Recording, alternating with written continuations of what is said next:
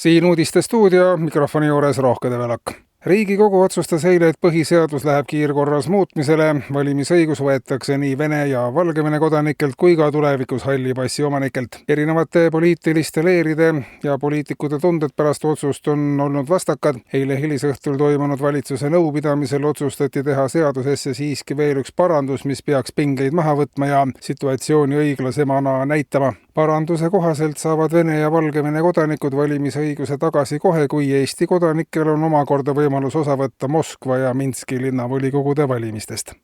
Valitsus aga hakkab täna arutama Keskkonnaameti ettepanekut muuta metsade ja teiste loodusressursside kasutamise üle muretsemine kriminaalkuriteoks. Metsakaitsjad on järjest enam segamas metsatööstust ja tekitavad nii suurt majanduslikku kahju. Samuti juhivad metsakaitsjad ametnike töö puudujääkidele tähelepanu, mis toob kaasa riigi renomee kahjustamise. Keskkonnaameti ettepanekul tuleks kehtestada riigis raierahu, mis kestaks 11 kuud aastas. Raierahu võimaldaks metsatööstusel rahulikult raiuda, ilma et metsa sõitnud harvesteri ümber koguneks kohe meeleavaldus. Raierahu tagaks rahuliku raietegevuse, mida ei segataks. Keskkonnaamet julgustab keskkonnaaktiviste ka rahulikumalt ise võtma, sest praeguse kursi jätkudes on 10 aasta pärast kogu praegune teemade ring nii ehk naa üldse laualt maas.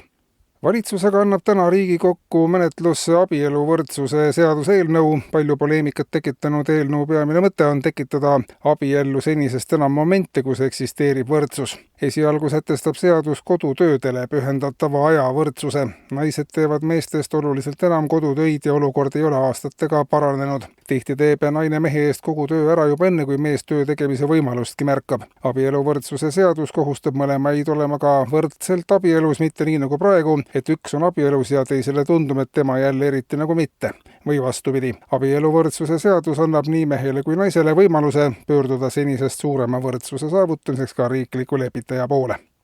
Ja politsei annab teada, et eile kutsuti liikluspolitsei Tallinnas Kaela tänavale, kus oli ajale jalgu jäänud 45-aastane meeskodanik. Vahejuhtumis meesterahvas kannatada ei saanud, kahju oli peamiselt moraalne, aeg aga liikus kiiresti edasi ja lahkus sündmuskohalt. Veerand tundi hiljem jäi ajale jalgu 46-aastane naisterahvas, kes samuti lasti peale läbivaatus kodusele ravile, aeg aga tõttas edasi ja poole tunni pärast jäi talle jalgu Kehras 2 keskealist ja 10 minutit hiljem juba Viljandis enam kui 30 20-aastast inimest. Spetsialistide sõnul jäävadki ajale jalgu üha nooremad inimesed ja varsti jäävad ajale jalgu juba 15-aastased.